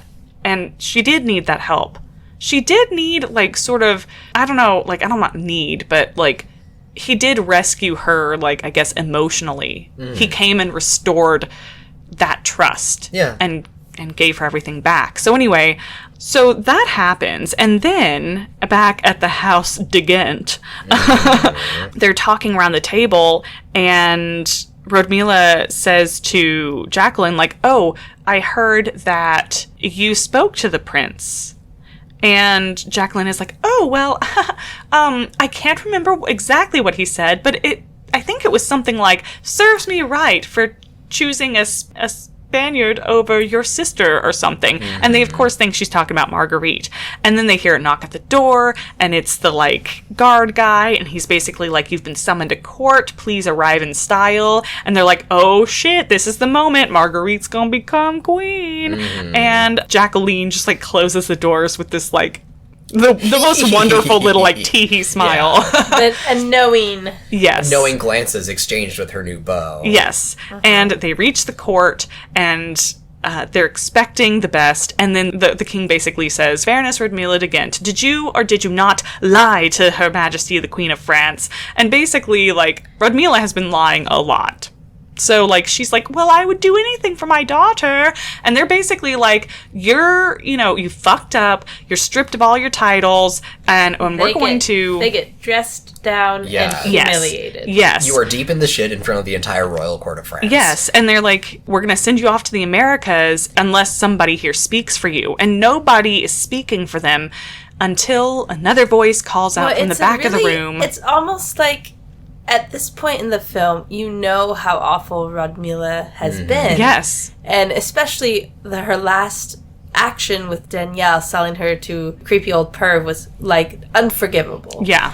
But you still feel a moment of pity for her. She's looking around this court. She has no friends. Beseechingly. No one truly cares for them. She never bothered to make real friends. Or certainly anybody who was a real enough friend to stand up for her. Also, like, she and Marguerite start, like, bickering in front of the royal family because Marguerite is trying to, like, literally throw her mother under the bus to save herself. And she's like, she lied to us both, Your Majesty. Yeah. And then, like, the king is like, good lord, are they always like this? Talking to Jacqueline. And Jacqueline's just cheerfully like, where's your highness? And her mother's like, Jacqueline, dear, I hope you didn't have anything anything to do with this? And she's like, course not, mother. I'm only here for the food. And I was like, oh! And it's like a moment. Yeah. It's a great moment of like realization for Rodmila about how she's treated the people around her. Yes. And anyway, at the back of the room, a new voice speaks, like, I will speak for her. And everyone turns around, and it's Danielle, and she is decked out. She is serving royal the princess. Realness. Yeah, she has clearly had a change in life, and now she's like wearing a crown. She's become the princess. And she looks like a goddamn Botticelli. Oh my God, she is so beautiful. One of the most beautiful women I've seen in my entire life. Holy shit. All of her outfits have been stellar, but this one is like, I don't know. I just can't. I don't know. It's very princess dress still takes it for me. Yes, but this one's gorgeous as well.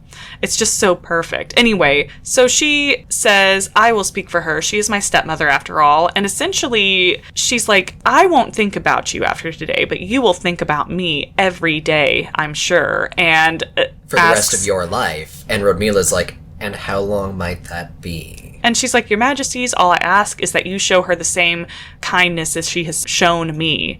And basically, they get thrown into probably like a nunnery or something. To be washerwomen. To be washerwomen.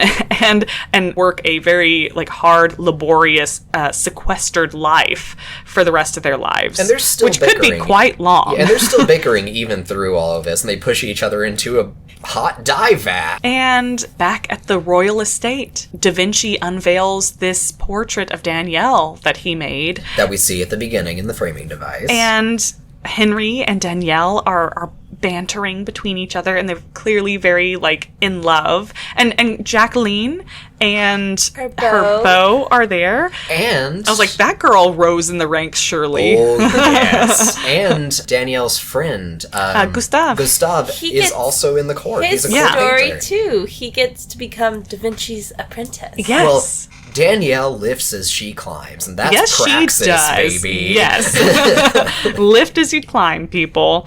And basically, the prince and the princess live happily ever after. And we go back to the 19th century where the Grande Dame explains that her great-great-great-grandmother's portrait hung in the university that the prince founded for her until the Revolution. And that they did live happily ever after. But the point was, gentlemen, that they lived. Mm-hmm. And that's so many great quotes. Yes. It's a very well-written and movie. such a great spin. It is. Well, and they did it all without magic, which, again, is like... grounded, but it still feels like a fairy tale. It feels fantastical. Yes. Yeah. Yes. And it is slightly. I mean, because in real life, a prince could never marry a commoner back at that time. Yeah, and even the nobility, by some measures, were still considered commoners in relation to it would have been a royalty. lot harder to swing, especially as the crown prince. Yes, if you had been... a second or third son might have been able to pull it off. Yeah, but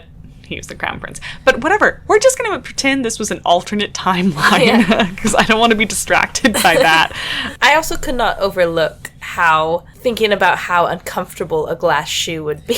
I mean, yeah. Yeah, well, I mean, the top part of the shoe is fabric. It's just That's the right. sole. That's right. They made glass. it. Yeah, because like a full glass shoe would be gross and sweaty. Blisters everywhere. Yeah. Well, it would be like those like clear plastic... the jelly shoes. Well, not even jelly shoes. I've seen like... it's like a trendy like designer tennis shoe, but it's like fully transparent. Yeah. And like it fogs up with your foot inside. It's so gross. It's nasty. Yeah.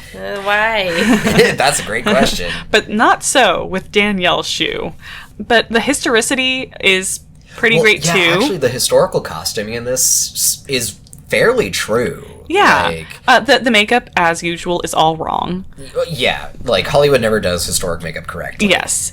Because they want to appeal to modern audiences. And honestly, fair allowance. Yeah. Whatever. I mean, they don't want to put real lead in their makeup. So fair enough. Well, but they do, like, the different, like, courtly dresses and, like, the peasant dress. Like, the dresses of the different social classes all seem pretty true to form. And they might not be spot on, but again, there's a difference between historical accuracy and historicity, which is basically like it feels appropriate. Yes. And they did verisimilitude. Yes, and they did the hair so well too. Like Rodmila de Gint's, like her hair done in like hinens and stuff like that. And they did a like lot those... of the headdresses. Yes, for the older women. My God, yes, they did wimples and stuff. Yes, they did that so well, and it looks good too. Because I think a lot of filmmakers shy away from historically accurate costumes because they think that it won't be flattering. That it won't be flattering or it'll be too weird for people. But the thing is, when you actually do it well,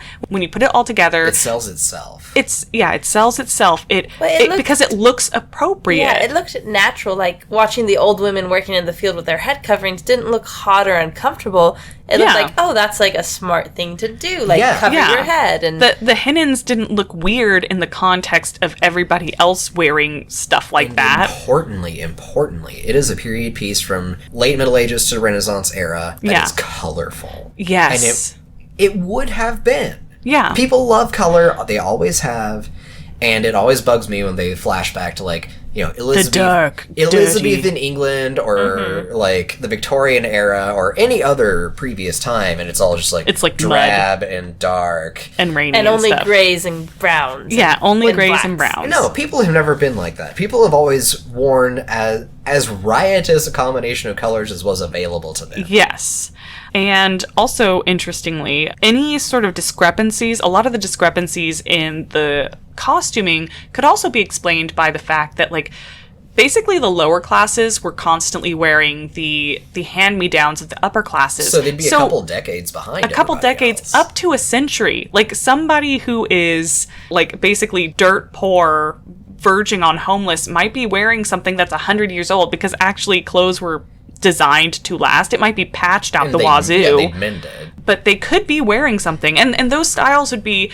There'd be, like, tailoring to try to make them look more with it, but they'd still be kind of out of date. So anyway, like, that... I haven't noticed that personally, because that's not what I'm, like, watching for. But if that was there, that would make sense. So anyway... There's two things in particular I think we all really want to talk about. One is Danielle's, like, agency through this movie, and the second is how everyone, including the evil stepmother, are humanized in this movie. That's what really elevates this telling of Cinderella to the next level. Yes. I'm going to go with Danielle's agency first because I think that's going to be the fastest one to talk about. For most of the movie, most of the major critical decisions are made by Danielle or Rodmila. Those are like the two people driving the plot. that are driving the plot. And I love that. Like, Danielle does save herself in the end. Danielle is the one who decides that, you know, they need to... She's not just going to, like, sit back while, you know, the prince's men laboriously fix the carriage. She's like, nope, I gotta get home, so we are walking, and I'm gonna, like, climb up this bluff in my underthings to find which way we need to head. And I'm gonna use my wits and my strength to rescue the prince. Yes, I will literally carry him off. And she is always... Like, she is making proactive decisions. She is not doing what a lot of female characters tend to do, especially if there is sort of a man in the equation. A love interest. And a love interest, yes. Very true. Specifically a love interest. Yeah. Interest, where the moment there's something crazy happening, like, the man has to save her. And it's interesting. They get damseled. Yeah. And it's interesting because, like... He is trying to play out that role. He is trying to save her. He's just a little bit too late because she's ahead of the curve. Yes, yeah. But he doesn't resent her for that. That just makes her even more alluring to him. It's part of what charms him about her, which honestly kind of reminds me of you. Oh, yay! Goals achieved. But I still see that mistake of, like, kind of taking, like, giving and taking female characters agency as convenient, playing out over and over and over again all the time, even in, like, modern media. And I get it. It's kind of hard when that is the pattern that is, like, sort of hardwired into your brain by all these different stories. But it's so refreshing when you see what could be, and Ever After shows you that what could be. Yeah, I mean, we had this talk off air earlier, where we were talking about, you know, so many people have announced, like, this is the first feminist Cinderella. And, like, no. Fuck that. Yeah. Ever After perfected it. Yeah. And it would take a miracle to surpass it. Well, and it feels authentic and genuine too. It doesn't feel like it's trying. pandering. It's It not just pandering. is. It's not yelling at you like, "Ha look at how us. feminist We're we are. feminists." Look at Yeah. how girl boss she is." She feels like a very She's a human, fully realized woman. flawed, and She's allowed to be feminine and strong and Yes. her own hero.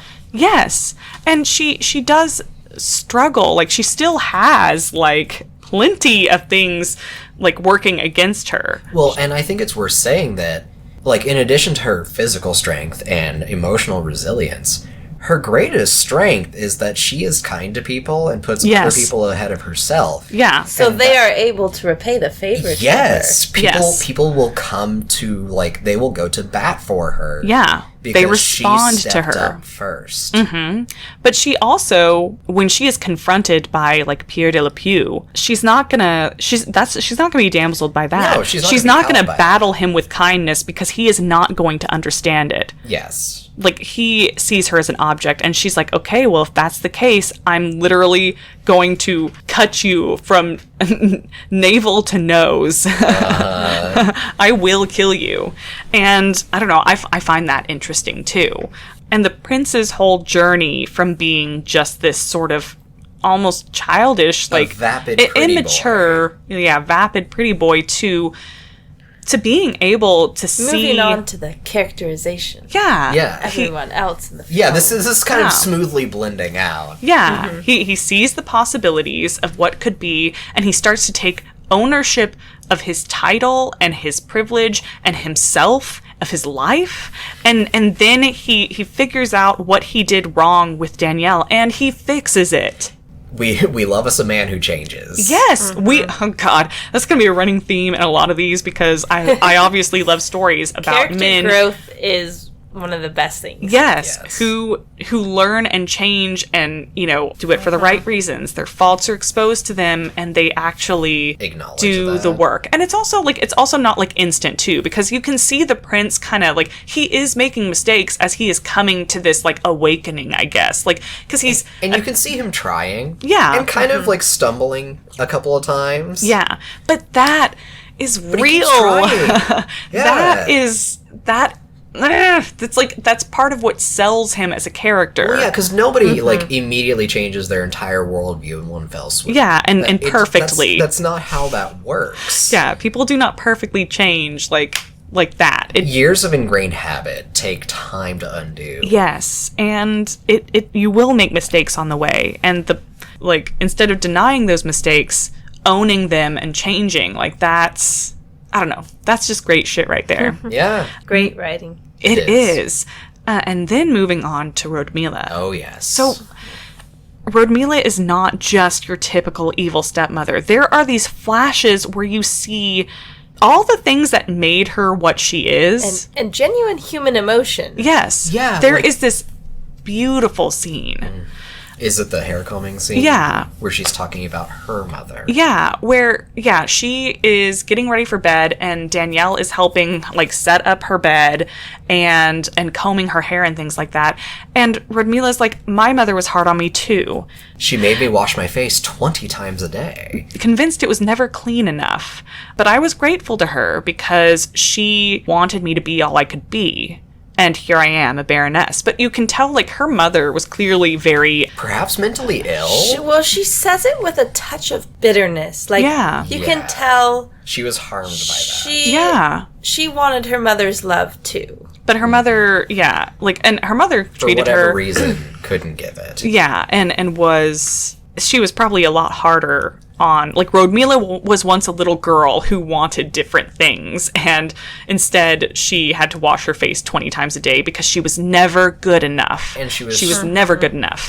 hardened into this steel blade of being calculating. Yeah. Ladder. And like being the best she could be, which is ladder climbing. And at some point Danielle is like, says something about she wishes she knew what her mother looked like. And Rodmila says, well, we must never feel too sorry for ourselves because no matter how bad things are, they can always get worse. And I'm like, how many times did she hear that as a child and had that like beaten into her? And then she goes on to basically say, there must be some of your mother in you, Danielle. But when I look at you, all I see, she actually like has Danielle stop what she's doing and come around to face her, to look at Danielle and see, because she says, I see so much of your father in you. And it's like sometimes tenderness in it, and like sorrow and regret. Yeah. And like you can see Rodmila struggling with that. Yeah. Where she's like, I can see the face of the man I loved in you, And then because the one I abhor. Well, yeah, but she doesn't even go that far because, like, no, not here, but like there are times where it seems like she wants to express affection towards Danielle, or even if she's she can't, close to doing it. Yeah, actually, I would say even despite herself, there's a part of her that responds to Danielle. Yeah, even in this moment.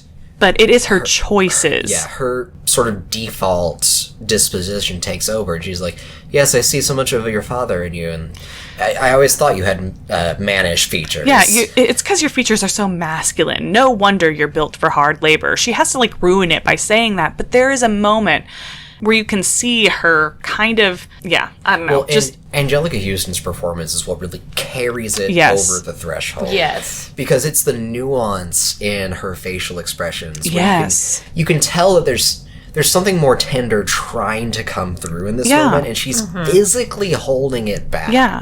And Danielle asks her, did you love my father? And because Rodmila just can't admit some of this stuff, she's like, well, I hardly knew him. But there's tears in her eyes. You can tell as the audience watching it, you're like, yes, she did. She deeply loved him.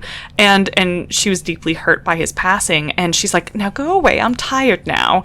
So she can cry in peace, essentially. and that, I don't know, it takes the whole evil stepmother, like, flat archetype and basically is like, well, she was once a child too who was hurt. It fleshes it out to, again, this movie like is set in a more realistic, in a historical setting, and it fleshes it out the character to be like, well, people do bad things. Yeah. And there's a reason. Even sympathetic people. Yeah. And there's also a reason that she's the way that she is. Yeah. But importantly, this movie does not use that to forgive her. It contextualizes it. It does not excuse it. Yeah, it explains but doesn't excuse. And that's what I appreciate about this. Because, like, a lot of lesser plots, when they want to make a villain sympathetic, will then, like, go on to be like, oh, they'll, like, woobify them. Yeah. And like, isn't it so sad that they're this way? Don't you feel bad for them and you love them now? Yeah. Like, no, she's still clearly the bad guy. And she is making choices. And she she's is still making these actively choices. making choices to make things worse. Yeah. It's like she could be a lot more happy if she let herself. Yeah. But she's the one making herself and those around her miserable. Because that's what happened that's probably what she saw with her mother, too. You get that impression as well. Yeah. That this is what she knows. This is what she thinks is normal or something. And you can see how in her own mind, she thinks she is the hero of this story. She's like, I am doing everything I can to get my daughter to be the best that she can be. Because that's what my mother did to me. She pushed me. She positioned me. She did all this stuff. And that's what I'm going to do for Marguerite. It might be in part for her glory, because she's like, I want to be the woman who got my daughter on the throne. But it's also, she does think it is for Marguerite. And that's interesting, you know? I mean, and she's still a horrible person to Danielle, and she's actually not doing Marguerite any particular favors either. Certainly not Jacqueline. No, and not Jacqueline at all. I think a lot of her behavior is still self-motivated too. Like, yes. I want to be, if my daughter's queen, then I will live in that comfort. raises my own status as well. Yeah, but I don't think it's the only consideration for her. A lot of it, though, is because she's been raised this way, it's self-preservation. Yeah. Yes. It is. Well, again, her mother told her no matter how bad things are, they can always get worse. And that also, by that token, probably means that no matter how good things are, they can always get worse. So, like, there is, like, she is a manipulative, emotionally abusive mother and person in general. But you can see that she wasn't just born bad. Yeah.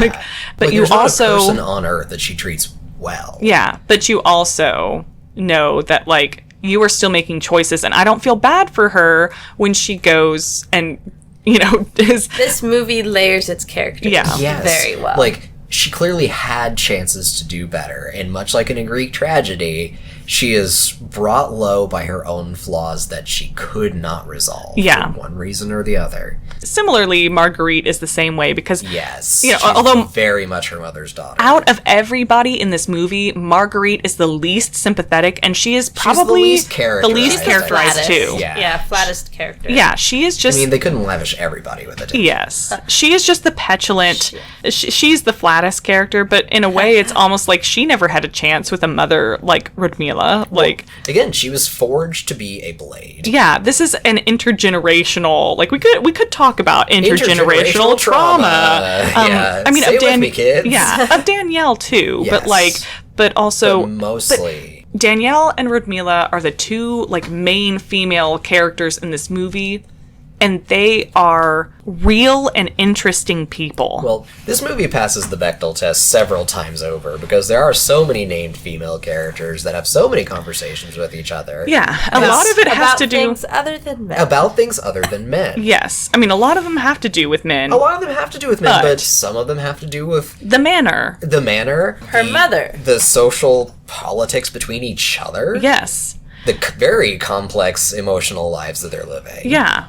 And Jacqueline is, like, she is not as, you know, filled out as Rudmila and Danielle, but she also is, like, you can see her transformation. Yeah. And she goes from being just sort of riding along... A passive observer of the abuse to resisting it, to breaking it down. Yeah, to undermining her own it. Voice. Mm-hmm, finding her own voice and finding her own freedom because she was also trapped in this dynamic. Inspired by Danielle. Yes. Absolutely. Yeah. And because I think Jacqueline always has known that Danielle was very kind. And that's something that her mother and her sister are completely lacking. And she also knows resent. it. Yeah. I think it is time. To the patisserie round. The confectionery My round. favorite part. Yes.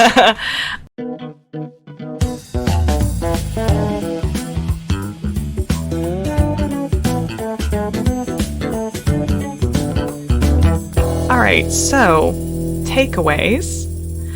Where to begin? I know, where to begin? I mean, I do think that this really was, in many ways, in ways that I couldn't see at the time, a foundational kind of work for me.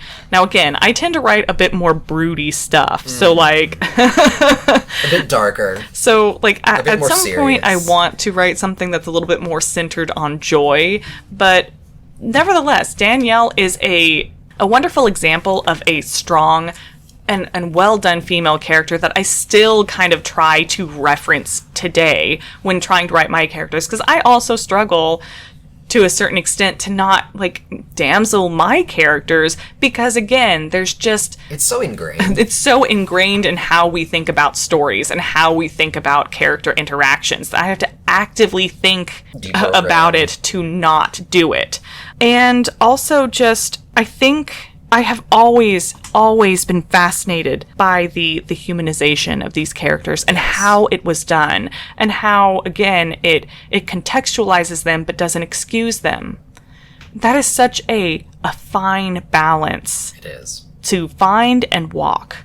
And I remember really sitting and thinking about it as a kid and like watching those scenes like over and over and just sort of absorbing the dynamics, the minute word choices and the facial expressions and just how it conveyed so much with such nuance as a kid. That was fascinating to me, and it's still fascinating to me. And I think that this is one of those movies that probably, I don't want to say more than any other, but like it's definitely one of the key ones that made me begin thinking about how to create that kind of dynamic character, that kind of complexity, and certain like a certain kind of interiority, because you have to think about like, what is Rodmila thinking in that one scene? You know, you have to kind of put yourself in her shoes for a minute, or the prince's shoes, to understand why he's doing what he's doing in an empathetic way, in a trying to understand them as people way. So that for sure influenced me quite a bit.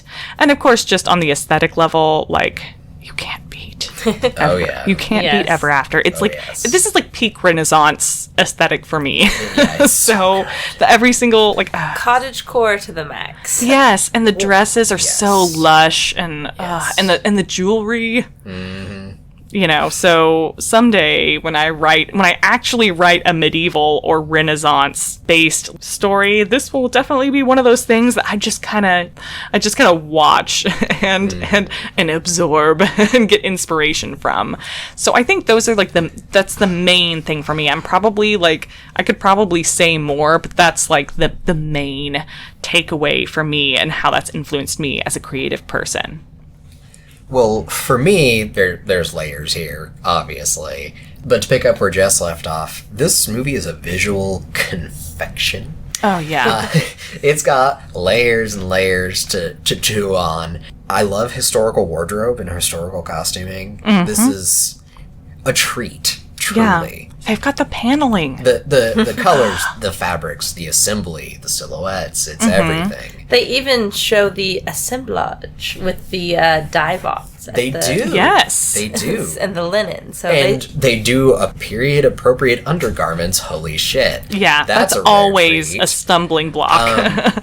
But as somebody who dabbles in costuming myself, like, this is just a gorgeous point of reference to look both, as Claire mentioned, cottagecore, but also just the opulence of the Renaissance. And as somewhat of a Rennie myself, this is a great point of reference for that.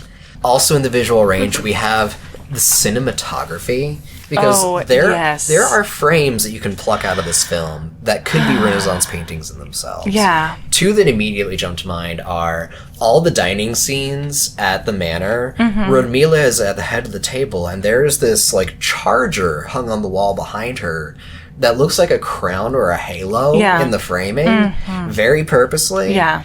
And then towards the end of the film, in the dramatic final kiss in the palace, Danielle and the prince are perfectly framed by this palatial archway with beautiful greenery beyond. There's also this like one moment where like when the prince has like caught the thief of the Mona Lisa, and they're sliding down this The like cascade off the cliff. Yeah, there's all these like autumn leaves that are on the cliff. Yeah, there's this shower of leaves that follows them and trails they fall long into time. the lake, and the leaves come after them, and they just sort of spread in this golden carpet or corona around the prince as he comes up out of the water. And there's something about it that's just so mesmerizing, beautiful. And I remember watching that as a kid and being just like in love with just that. something about the motion of it all. And the colors, they're so rich and so I don't know. It's hard to describe, I guess, for me. This is where Mitch would have been really like useful the designer. Yes. to tell us exactly what kind of color palette this is and like the values and stuff like that. But anyway, sorry. But the other primary layer, as the plot guy, I love me a comedy of manners. And this combines a lot of elements of like, there's like a really intense court drama going on with like this mysterious courtier on the scene, and Game of Thrones level like angling for succession and things like that.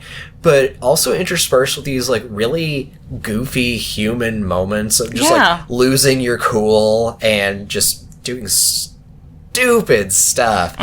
It's incredible. There's some, for me, truly gut-busting moments in this movie. Yes. One of which is Marguerite just completely losing her shit right in front of the Queen of France. Yes. Just melting down like a toddler. Yeah. In the most inappropriate context possible. It is hilarious. Everything the King and Queen of France say. Their banter. Yeah. I swear. yes. Just, again, they flesh out so much in this movie that they didn't have to, but that serves it so well. Yeah. And, of course, I love me a villain, but we've already said so Quite much a about bit. Rudmila. Yes. Honestly, just being able to present a villain that is so incredibly interesting, Yeah. but also at this point irredeemable. Yeah. It's fantastic. It is such a high wire act that they did with panache, doing backflips the whole time. Yeah. The balance in this movie of like how everything came together from the aesthetic and cinematography level, It's to the immaculate. plot, to so good. For me, this film is truly a classic. It has everything. It has romance. It has humor. Adventure. It has adventure and There's a little bit of swashbuckling in intense there. moments Yeah. where you're like, I don't know what's gonna happen. Yeah. Because they've taken such a spin on it that you don't really know. You know the tale, but you don't know the story that they're telling. Mm-hmm. And for me, I think this movie transcends generations. You know, I showed it. I mentioned I showed it recently to my 11-year-old niece, who is firmly in the Gen Z era, Or even Gen Alpha, maybe. yeah, maybe even younger than Gen Z. Yeah. And she loved it. She still enjoyed it and thought it was fantastic and appreciated my favorite scene in the movie, which is when they encounter the band of Romani in the woods, and Danielle just displays her wit, you know, and her sense of humor, wit too. and grit and humor. Exactly.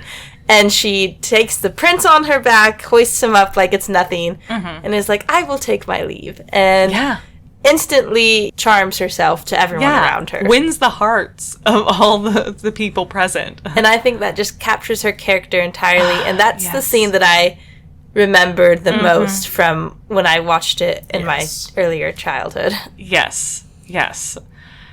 I mean, genuinely, it's just one of those like really solid movies. Yeah.